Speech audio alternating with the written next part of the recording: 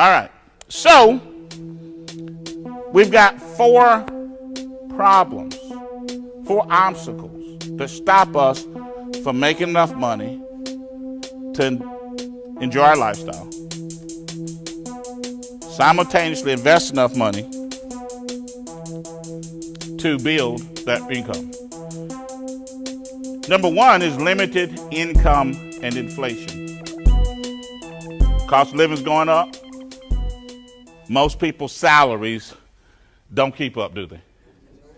When I came out of Georgia Tech in 1981, the average starting salary for an engineer was about $25,000. Good salary in 1981 for a 22-year-old. Today, when I meet my buddies around town, good jobs. Some of them are directors of different institutions. They top-level engineers. They're making $85,000 to $110,000. Not a whole lot of difference between $100,000 today and $25,000 in 1981. Everybody got it? Now, and that's top of the line. That's a person with an engineering degree. So what happened to the people that didn't have those kind of degrees?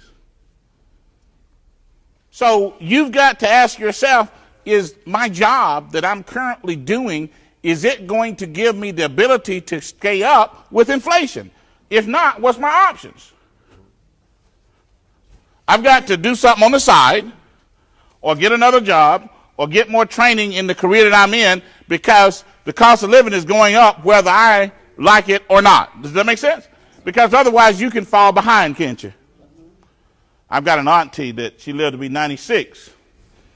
And, you know, she was the person in my life, you know how you got certain people in your life that just walk on water?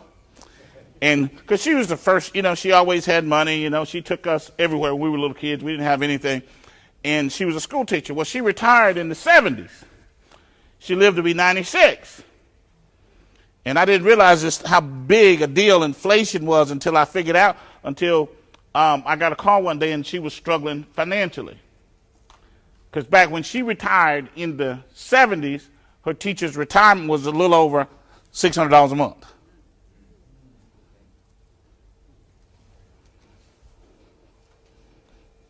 Everybody understand what's happening? And then so we got a financial tsunami going on in America. Personally. Everybody hollering about taxes and the government. No, that ain't the real fire. The fire is with each person individually. This is a tsunami that they don't even see yet. So that's the first problem. Limited income and inflation. So we got to make that conscious decision. You have to have this concept when it comes to managing your cash flow. Okay? Some people say I'm a good budgeter. We're not talking budgeting. Okay? In a capitalistic society where businesses charge what they can get versus what it's worth on a product, you're going to always have inflation. Does that make sense? Okay, that's capitalism. The government's not setting the prices, that's socialism. In capitalism, the people who make the product or sell the product set the price. Am I correct? All right. So that means the prices are always going to go up, and that's called inflation. Am I correct? All right, here's the problem. If you have $1, 1980, what a soda cost in 1980? What a Coke cost in 1980? 25 cents? 25 cents, 1980. So you could have gone to the store and got 4 sodas.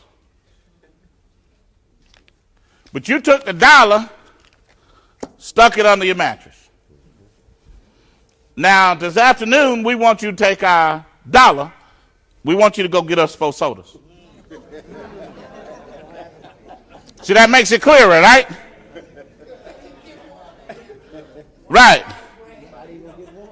Now, if you had $1 in 1980, if you invested this at 2% in a bank,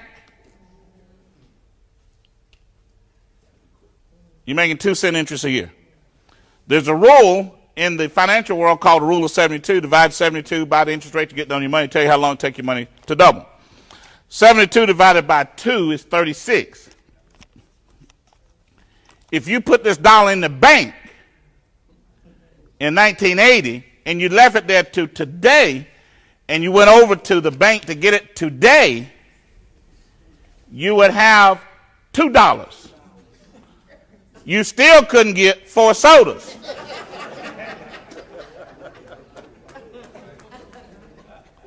So the bank robbed you.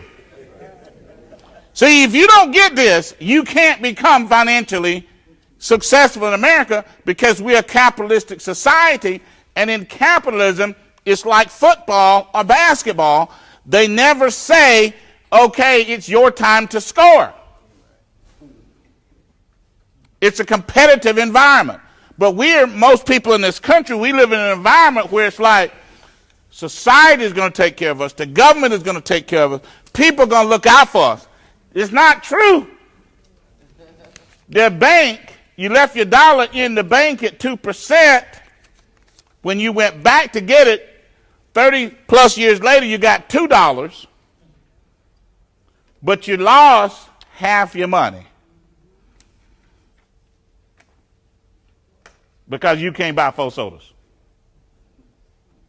That's called inflation. Okay?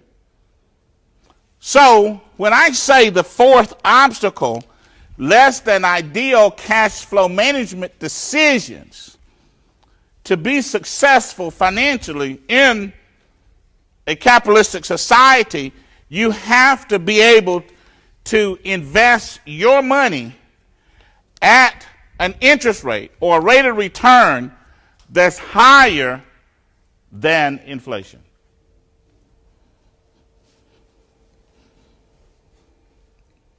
If not, you lose money. That's the trick. Because you have to, when I say less than ideal cash flow management decisions, that's what I mean. Okay? See, if you make that mistake and invest your money at 2%, or borrow money long term at 12, 18, and 21%, no matter how good of a person you are. If you're a praying person, a tithing person, a loving person, a kind person, the liars and the cheaters will rob you intellectually of your fortune. They will smash you in the ground because they will convince you that putting your money in their bank at 2% is good.